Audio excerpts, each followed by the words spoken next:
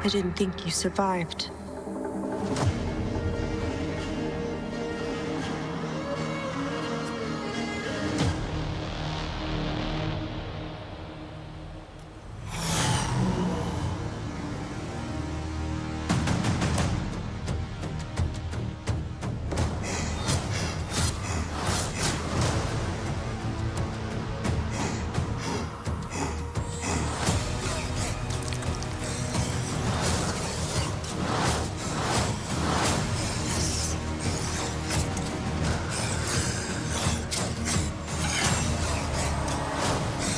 You're hunting something that can't be killed.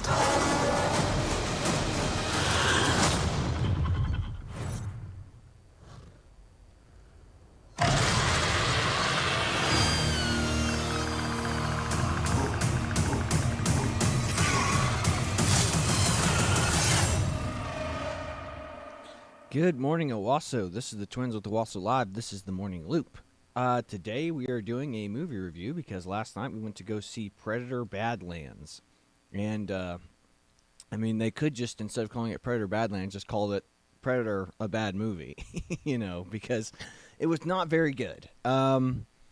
It was always a bad idea to try to demystify the Predator culture, the Yautja culture. Maybe seeing like a small little glimpse, but not like demystifying everything about them. Because the original Predator was great. What do we know about the Predator? Virtually nothing. It's like this thing came to Earth to hunt the best and most powerful and most worthy prey, which is, it's the most dangerous game. It's man. And that's what it was. And then Arnold Schwarzenegger and his elite teams were slowly getting picked off until he figured out we're being hunted. This thing is hunting us. It's taking us as trophies. And that's what made it so great. Because it turned into an action movie. It was the first Predator 2 was it was an action film that turned into a horror film that turned into a sci-fi horror survivor film. And it was good. Again, it was genre bending. It was a mix of multiple genres. It's one of those things. It's like it's almost a perfect film. Then you have Predator 2 with is it Danny Glover or Donald Glover? Danny Glover. Danny Glover, which wasn't the best movie, but it was far better than it had any right to be.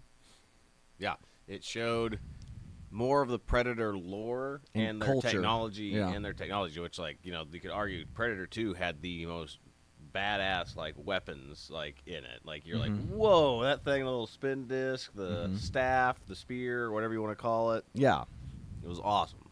Absolutely. And then I think every Predator since Predator 2 has been terrible. The original AVP maybe was okay. The second AVP, you got a little bit of a glimpse onto Yautja Prime. Well, the problem with AVP that everybody had the issue with was that it wasn't scary enough because you could see everything. Everything was perfectly lit. Like all the fights, but it was an action movie. Yes. It wasn't supposed to be a horror movie. It was like, here's the big meeting of the aliens and the Predators. Yeah. We're going to have everything lit really well. It wasn't atmospheric. It was just like, light up the sets, make it look really cool, and then just show off these cool action sets, whereas it should have been atmospheric. It should have been dark. It should have been dark and scary in there the entire time, not well lit. Everything's perfect. You can see it. And then two, the big issue that everybody has one alien killed two of the Predators within the first 2 minutes of them coming into the temple, which is what everybody had a problem with. Yeah. But yeah, this movie not very good. Ella Fanning, I think her character is quite annoying, quite dumb. She's the exposition dump machine, literally. She's a plot device. That's all she is. And everyone's praising her performance in this. I'm like, sure, she's a fine actor, but it's like her character was pointless. Yeah. Absolutely pointless. Her character is quite literally like what I heard the best described of Inception was we have to stop like every time something bad happens in Inception to explain to the audience what's Why going it's bad, on. Exactly. yeah. That's what she is in this movie because the Predator's speaking its own language, so they're like, and they have subtitles, of course, because it's not speaking English. So they're like, we need to have. No one wants to read subtitles the entire time. Let's have an obligatory like android or synth that can speak to it and then translate what's going on. Yeah. Again, I think the critical drinker probably said it the best. You know, this movie doesn't feel like a Predator movie. It feels like a Mandalorian episode with the Predator in it. And I think that's a perfect personification of this because again, this is a buddy comedy adventure film because he meets Ella Fanning's character and she basically says, "I'll help you find the big monster you're looking to hunt so you can regain your honor." So he carries her with him the whole time, and then he meets a little pet monkey thing, and they become friends. You know, it's like that's not what we want. Like, I mean, what did Prey do? Prey, the Predator, literally showed up to Earth and killed every animal it saw until it got to humans, and it was like, okay, this is what hunting's all about. Yeah. And then a little 90-pound Indian girl defeated him. Yeah. But and again, Prey was not that good of a movie, and it kept bragging about this director going from the director of Prey. You know, it's like, dude, Prey sucked too. Yeah, Prey was not that good of a movie either. And then, I don't know. So, again, was Prey the worst movie in the world? No. Was this the worst movie in the world? No. But, again, it just kind of, it just is a slap in the face. I mean, Arnold Schwarzenegger's character, I mean, like, he was the strongest, the best. And you're telling me Naru, that little 90-pound Indian girl who just, I want to be a warrior. I haven't proven myself. But in all of her brother and her Native American hunters all freaking die, and she's the one that lives because she's resourceful. You know, it's like women are smart and resourceful. You know, it's like, okay, whatever, dude. But yeah, I mean, this is a Disneyfied Predator. It's a Predator with daddy issues. Again, it's like his dad kills his brother, and that's the inciting incident. Like his dad goes, he's too small. He should quell the Badlands. And that's actually a plot point from a Predator comic. Like they do kill predators that are too small. They're almost like Spartans that way. They inspect the children, and if they don't grow large enough or whatever, they will just get rid of it. They'll cull it, but then they have bloodlines. But then it's like, but these predators, it's like their culture. It's like that would be they would probably honorably sacrifice themselves to do for that. It's like, yeah, no, we don't. If you don't think I'm good enough, I'll die. But it's like, no, we have to do it, make them human. It's like, no, I want to live and I want to prove myself. And it's like, and if you won't let me if I can't be a part of this clan, I'll be a part of my own clan. And my new clan is a robot girl and my pet monkey. It's like that. It's retarded. The cute obligatory animal sidekick thing was also in this too. Yes, with the little monkey thing that he is talking about. I forgot about that. Yes, exactly. It does disappear. It only shows up for about the middle part of the movie, and then they immediately abandon it. Yeah, and then it marks him, and then it turns out the giant thing he's hunting is that little. It's the monkey thing is its baby, and it won't. And the thing that he's fighting to try to get its skull is basically immortal because it can't be killed because it has regenerative powers. And then it realizes until it doesn't. Yeah, until it doesn't. Yeah, and then it realizes that the predator has been marked by its offspring as a family member, so it won't kill the predator. So it's like the hunt's not even good anymore. Yeah, for real. And again, the Predator movies, they've all been rated R except for, I think AVP was rated AVP was PG-13, and then this one Requiem was rated R though. Yeah, AVP Requiem was rated R. Yeah, this is PG-13. They have sense dying in it. Like the deaths would be brutal if they were humans, but they're all robots. So there's no weight to any death because death has no meaning because they're robots. They're synthetics. The only character that you're worried about dying is the predator that you're following the whole time. Yeah, basically. But again, they demystified the predator in the worst way possible. Again, he's a predator that has daddy issues. He's rejected. He's like, I'm the outcast of my tribe. It's like, that's fine. Like, what? Make the predator something interesting instead of like Instead, he doesn't want to die. He joins one of the less honorable predator clans or starts a less honorable predator clan and hunts his own kind or something like that. That, to me, seems like something a predator would do. He wouldn't be like this honorable, come back, kill his dad for killing his brother and all that crap. Like, that's... This robot girl imposes human morality on this predator. Yeah. And he takes to it. Like, he would he would think their culture's ridiculous. Yes. But they talk like it's like they're buddies, you know? Exactly. It's like this whole idea that morality, that everyone shares morality. It's like to a species where weakness is seen as the ultimate, horrible thing to be. Morality would mean nothing to him. It's like, I don't hate you. I'm just killing you because I think that you're an honorable kill. Yes, I mean, the whole point of the predator culture is they go out and they hunt the most dangerous prey, and they come back home, and the more things they kill, the more likely they are to mate. Like, that's what they do. They gather all these trophies to come back to show off to the female predators, so they'll select them to mate with. Yep. And that's what, the people who write this don't get. Like, but in reality, that's what we're all doing. Am I right? Come on. That's right. Exactly. Exactly. We're not so different, you and I. We're not so different from the predators, it would seem. Yes, but again, it's so dumb. It's so Disneyfied. This is exactly what they did to Star Wars. I mean, there can be no real stakes in these movies.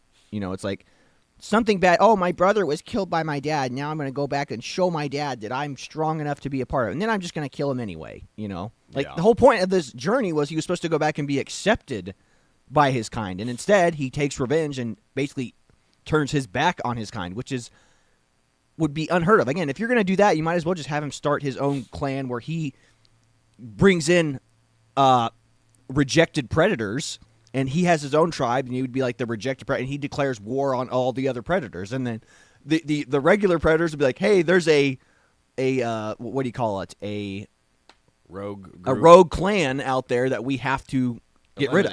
Yep. It's a bunch of undesirable predators who banded together to be strong, and we'll just get rid of them as a group. Yeah. Then not to mention, like, the more we got into it, we talked about this, was like, for some weird reason, the Predators' technology, like, the cool thing about the Predators is that you get to see their technology and their weapons. And he literally crash lands on the planet, and within the first, 30 seconds being on the planet, he loses all of his cool weapons besides his sword. Yeah, it's like, now he's Arnold Schwarzenegger. Exactly. I said that's what they did. They turned the Predator into Arnold Schwarzenegger's character, where he has to use the environment and animals and the plant life on the planet to fight back against the synths. Yes. Or the robots, whatever you want to call them. Well, and number two, everything I saw is like the sword. Like, his sword is basically like the Darksaber from Star Wars. Like, you seen that? Like, that it glows. Like, at no point have we ever seen Predator tech glow. The only thing that glows are like the numbers and the digital touch screens on them. Those are the only thing that ever glowed. Now the lights glow. The lights glow. They have like these whips that glow. They have these grapple hooks that glow. They have what else? They have a bow and arrow of all things now that shoots a red laser that they can somehow touch, but somehow also kills people if they get touched by it. Yeah, it doesn't make a lot of sense. Well, the bow was introduced in that new game that I played, the Predator game. Oh, on the PlayStation. Yeah, you chase them around. Like, you do have a bow in that, but I don't think that it had a laser. Yeah, it's very, again, they're like a cool idea, but again, like, the most advanced weapon they have is the plasma caster, and it's not an OP. It's a cool weapon, but it's not OP because it has like a discharge time. Like, it's not like a automatic machine gun. It just goes pa-choo, and then it goes pa-choo. It has a cooldown time. You know, exactly. But again, what we were kind of talking about was he loses all of his tech, and he does try to get it back at one point, but he loses all of his weapons and his tech. But somehow, the android is communicating with Wayland Yutani or the other robots somehow, or transmitting somehow that it's there, and then they're aware that there's a predator on the planet, but they don't know where it is or what it's doing, but they know that there's a predator on the planet now. So we were just like, me and you started thinking, like, wait, how did it know that? Yeah, it knows that there's a predator on the planet from the other droid that it's walking around with, but nobody that Yeah. they don't know where it is. That's so weird. Yeah, again, the Mother, the computer system that they've had in, All the Wayland Alien Yutani throughout the entire Alien franchise, knew that it's like she was the robot. There's two robots. Both are played by Ella Fanning. One is Tess and one is Thea. Thea is the one with the Predator, and Tess is the one that's the military genius robot. And it goes, "Where's Thea?" And then Mother, the overall robot or the AI that gives out the mission, goes, "She's with a Yautja or a Predator." And me and Chad just looked at it like, how does it know that? Like, the Predator literally just showed up to the planet. Unless they have this planet is ultimately abandoned except for one Wayland Yutani outpost. Yep. They don't have satellites just orbiting the planet. And we sense this coming into. It's like, how did you get this information?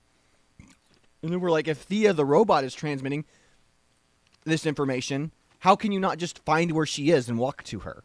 Yeah. So it's really dumb. Like, these plot devices are really dumb. I'm sure somebody in the background was like, "Oh, it's because this, and this." I'm like, okay. But, I mean, like, you better do... I mean, I need to talk to the writers of this and be like, make me understand it, because I don't understand it. Yeah.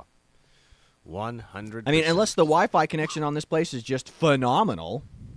I mean, does line of sight mean nothing in this world? I mean, though, we get bad cell phone connections, and we have cell phone towers everywhere in this state. Yeah. And I still lose signal. You're telling me on this alien planet that has one Wayland Yutani outpost, they're just able to track a signal and be like, "Oh, there's a Yautja on the planet." Like, there's one on this giant planet. We were able to find the one and only Yautja that exists here. Yeah. And he literally just got here, too. He's only been here for, like, a day. Well, and then the other part is that she said that she's seen several other predators come to that planet, but she's only been there for 2 years. Yeah. And just like, several predators have come to this planet. They usually come one at a time. So, Every 100 years or so. Yeah, every year, at least every year. Like I said, they only come when it gets the hottest or whatever. Just like, a lot of this isn't making sense here. Yeah, again, everyone is just praising this director, for, like you said, his work on Prey. I mean, I think Prey was probably a better movie than this one was. At least they made the Predator somewhat menacing.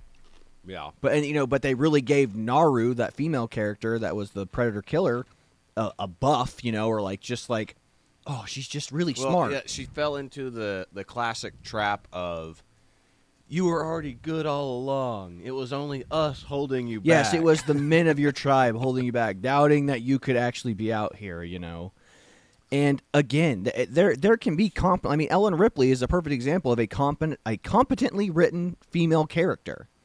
But you have all these other female characters that have been created by Disney, like Rey and all these characters. It's like they have undeserved credit. Yeah. It's like Rey never lost an arm or never lost a fight with anybody. Yeah. Rey, never been on the Millennium Falcon, but knows how to fix the Millennium Falcon better than the guy who owns the Millennium Falcon. Yes. Again, everyone's like, Luke Skywalker and Anakin were both like Gary Stews. It's like, maybe they were for like a little bit, but both of them lost appendages fighting somebody else. Yeah. Rey, who'd never held a lightsaber in her life, beat Kylo Ren. I mean, you can be like, everyone's like, well, Kylo Ren was kind of wounded. Didn't stop him from beating the crap out of Finn. Yeah, exactly. But we'll get on to, unless there's anything else that you want to delve in, I guess the only other thing that I kind of had an issue with, What? I would say, was the cartooniness of the last battle sequence where, her legs come to help her because she's cut in half and her legs come to help her. That's where I started, like, shaking my head. I was like, this is kind of ridiculous, because then it makes you wonder. You go back to Aliens, the second one, the James Cameron one, you're like, why didn't Bishop do that? Yeah. Yeah, exactly. And number two, it's like, again, it's the Wi-Fi thing. Just because her legs are still, like, have power in them doesn't mean they have a Wi-Fi signal that can track where her body is. Yeah. Again, that was just a stupid plot device to be like, wouldn't this be, again, somebody wrote that, wouldn't this be a funny scene? Yeah. And again, that's what it was. Like, it was just a scene written in there for gag humor in a Predator film. And that's the problem. Like, the first Predator movie took itself deadly seriously. The only jokes and stuff that were had were the jokes and camaraderie between the men. That's why it worked. That's why what was it? The Predator, the movie that what's his name, Shane Black, who was in the original Predator, did. That's why none of the humor worked in that one, because it was forced, awkward camaraderie between these Section 8 soldiers who just happened to see the Predator. Yeah. Like, it didn't work with them because, like, with Dutch's group in the original Predator, it's like it was organic. Like, these guys felt like they belonged together. They were working in a squad together. Like, their camaraderie felt earned. This other one, it's like you just have a bunch of crazy dudes who are ex-military people that are all suffering from PTSD, who all have a character trait. Like, their character's personality is a singular trait. You have the crazy guy. You have the jokey guy. You have the competent guy. Yep. You know, you have the smooth talker. That was it. That was all they had. That's why Shane Black's movie sucked so bad. And then it was like, basically the moral of the story was autism is the future. You know. Yeah. Yeah, the kid had autism, had convenient autism. Like he was able to decipher predator language. Well, that too is like, but being autistic means like you don't like change and anything that's abnormal out of your environment. Like he was clearly autistic at school at the very beginning of the movie, and then all of a sudden just like being grabbed by a predator, instead of like screaming and like, you know, freaking out like the entire time, he's like, "Oh, I'm fine. Yeah, This is normal." yeah. Just like, yeah, it made no sense. It's like Convenient your illness is convenient for convenient you. autism is convenient. You know. Exactly.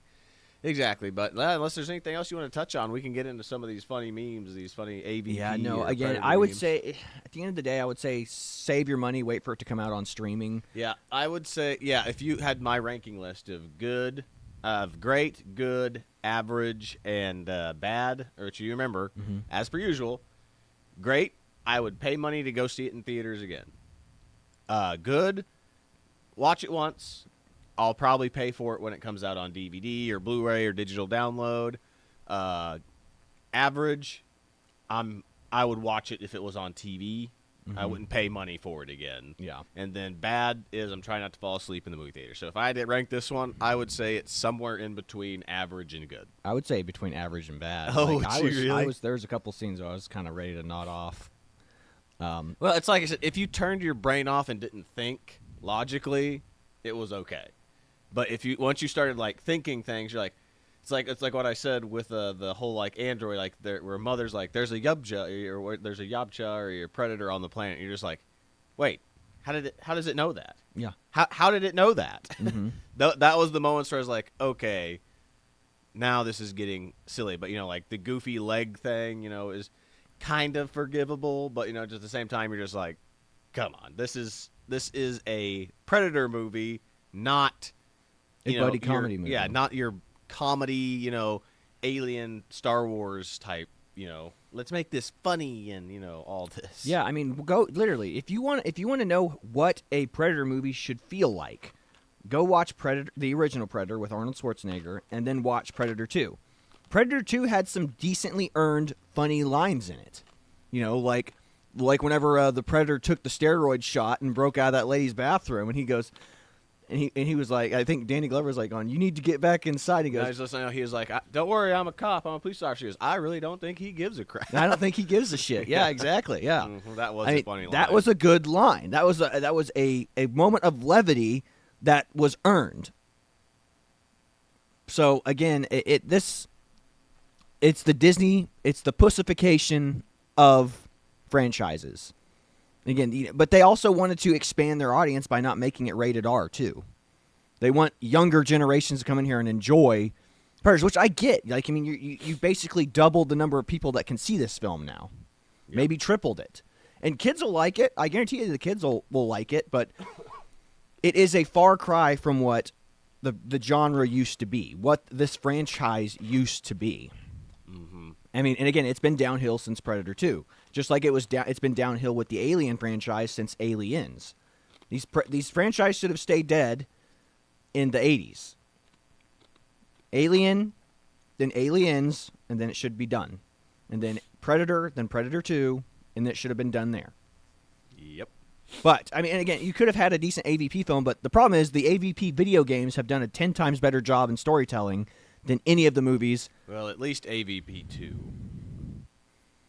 Yeah, AVP2 to put some dumb stuff into the lore for sure. No. AVP2, the video game, did really good. Oh, yes, that was by far the best, story yeah. in any of them. I'd argue some of the other ones are okay, but Yeah.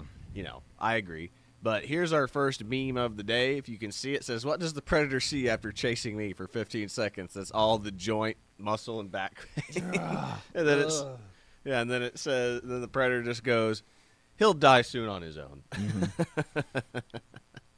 That's a good one. I like that one. Oh, I love this one right here. When you're trying to be a good boy, but you're also trying to avoid detection by the predator. They photoshopped him in there with Arnold Schwarzenegger. Yeah, that's one of the greatest photoshops of all time right there, I for love sure. it. I absolutely love that one, man. What else we got? Ah, yes. Watch out for predators on the playground. Yeah, you gotta love it, man. You gotta love it. Yep. I love predator memes. Chris Hansen with the Predator. Mm-hmm. On today's episode of To Catch a Predator. You got. I mean, these are just top tier memes, man. Like people, they understood the assignment. Memers understood the assignment. Yep, absolutely. Next one, it's just another Chris Hansen one. He's bringing Mike's Hard. He's got a bet thing with Mike's Hard Lemonade. I love it, man. Sexual predator. Yeah. Love it. It's really good stuff. What do we got here? Forgive and forget. It's Arnold Schwarzenegger shaking the predator's hand. Oh my God. So Predator, stupid. Badlands. Mm-hmm. What else we got? Alien versus Predator. Not what I expected. They're playing chess. Yeah. What else? We just did that one. Oh yeah, the child predator. Yes. Yep. Watch out for the child predator. It's like I wondered. When I was a kid, I wanted to have a cool Xbox Live name, so I named myself the Child Predator, and wondered why no one would play with me. Yeah, that's good. I love that. But that's really, I think, all we've got for today. I mean, unless yeah. you've got Again, anything else. No. When it comes to this film, it's a far cry. It's a fall from grace from what the franchise used to be. It is the Disneyfication, the kid-friendly version of what a Predator movie should be. Kids will like it. They'll think it's cool. The Predator has always been cool, like his technology, their honor code. But again, they've turned their honor code into a warped sense of human morality. And again, what's the whole purpose of an alien culture? It's to feel as alien as possible. There's like they don't view humans as their equals. They don't view humans as, I mean, it's like everyone's like, there shouldn't be race. There's no racism in the Star Wars universe. It's like there's no race.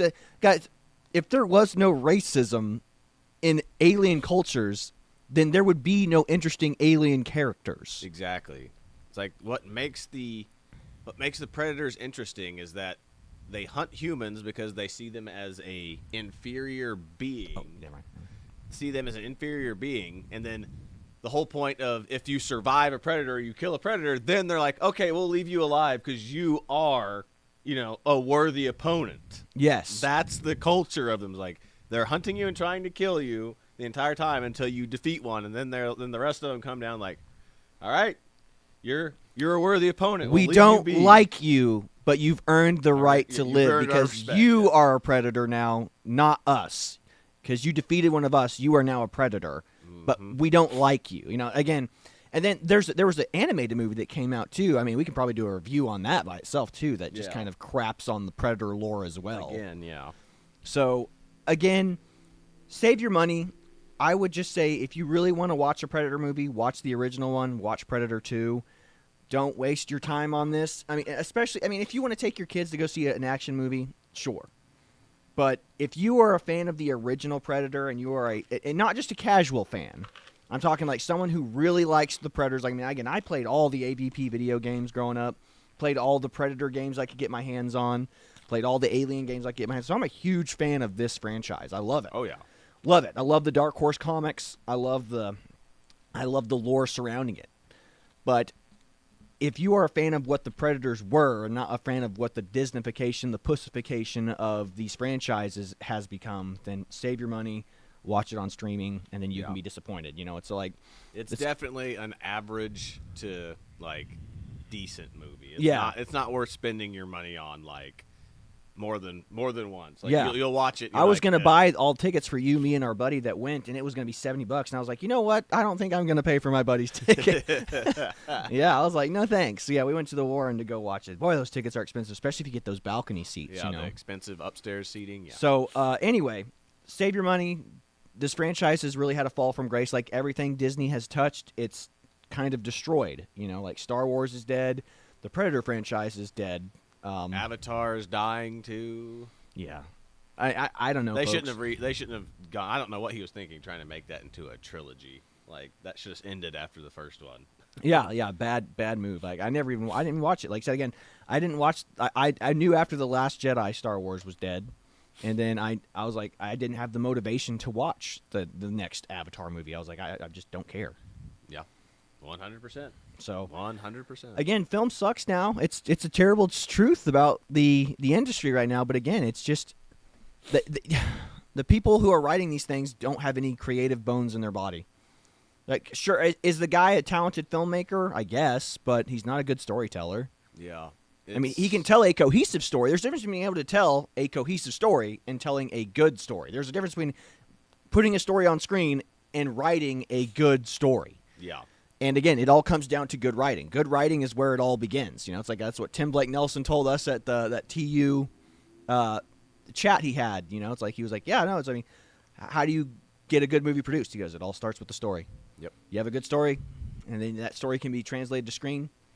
You got a good story. But yep, this is what's happening. They are destroying these franchises because people are familiar with the IP, and then they're really pussifying it up and Disney-fying it, and it shows. They're less compelling characters. They're not as interesting characters. 100%. They're making the villains and the monsters less villainy. I mean, again, it's the deconstruction of the villain, the deconstruction of the monster. Yeah. Maybe we don't want our villains and our monsters deconstructed. Yeah, when you humanizing or understanding the bad guy's motives doesn't make them scary anymore. That's the issue. Is like when the more you know about the villain, the monster, whatever, the less scary they become. Yes, and that's the issue.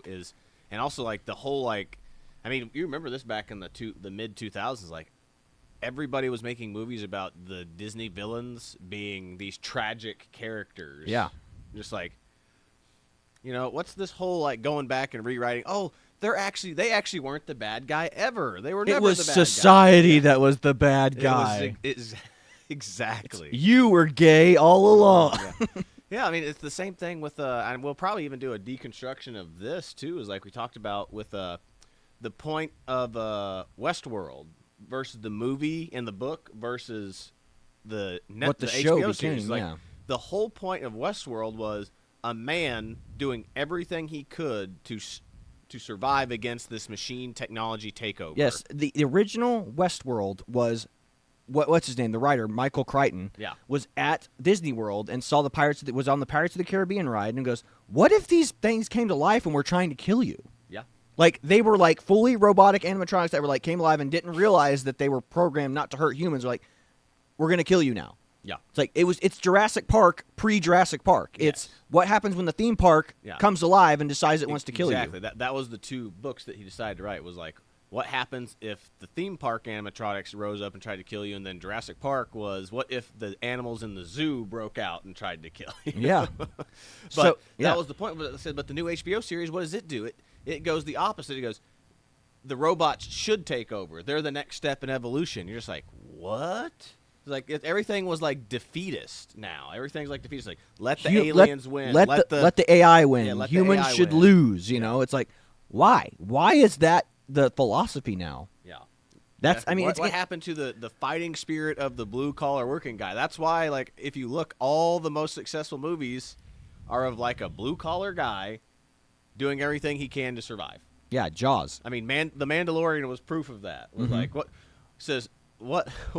Disney thought women wanted. You know, it was like strong female empowerment characters, and then what women actually wanted. A single dad. A single dad doing his best to take care of a kid. Take care of his kid. Adopted kid, yeah. Mm-hmm. It's so true. I mean, it's just, again, they're just destroying these franchises. They're destroying these characters. Again, demystifying. It's like, why? It's like, you don't need to understand the devil. Just know that the devil hates you and wants to hurt you. Yeah. Like, that's the point. That's the point of the villain. Like, the villain can be a tragic character too, but sometimes the villain just can be evil for evil's sake. Exactly. Like with looking at it this way, like we'll use the 101 Dalmatians, Cruella de Vil movie. It's like all we needed to know about Cruella de Vil is that she wanted to kill the puppies to make the coat. Pretty scary, pretty bad. You're like, whoa. But then what does the little Cruella de Vil movie do? Oh, she actually never hated Dalmatians ever all along. She was just misunderstood. But yet she's trying to kill puppies in order to, use their soft fur for a coat that she's trying to make or whatever. You're just like, seems pretty evil to me. I guess clubbing baby seals isn't so bad after all. After all, yeah. It's like same thing with Maleficent. She was ranked as like the most evil Disney character of all time. Yeah. And then they make that movie like, oh, she wasn't the bad guy. It was actually the king that wronged her. Yeah. And you're just like, I mean, again, it's why do we need to understand the Predator? All we need to know is that the Predator, if he deems you a worthy opponent, all he wants to do is kill you and take your skull as a trophy. That's it. It's like, okay, I don't want to die. I don't want to be a trophy on some Predator's spaceship, you know? That's it. That's all you got to do. Your mission, if you choose to accept, survive. Like, that's the whole point of the Predators. But and it's like, no, this Predator's got daddy issues, and he wants to change and be a different kind of predator, a child predator. Oh my god, because that's what he is, a child predator. No kidding. But yeah, I think that's pretty much all we got. Yeah, for today, that's all we've man. got for today. This is the Twins with Owasso Live. This was our movie review. Thanks for watching. God bless. We'll see you on the next one, everybody. See you later.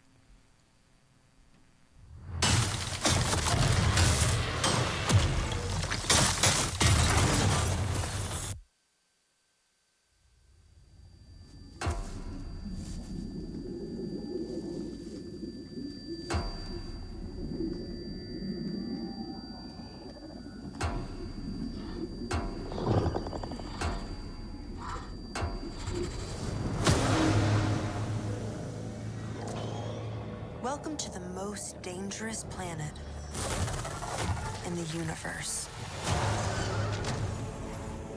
where everything is trying to kill you. I need a hand. You're here to prove yourself. Hunting something that can't be killed.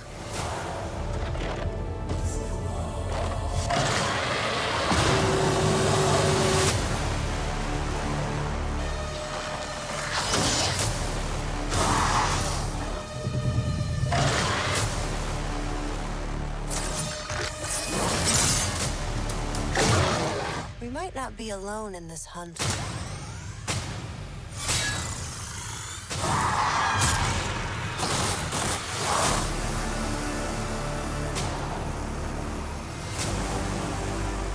Yaslan zor için.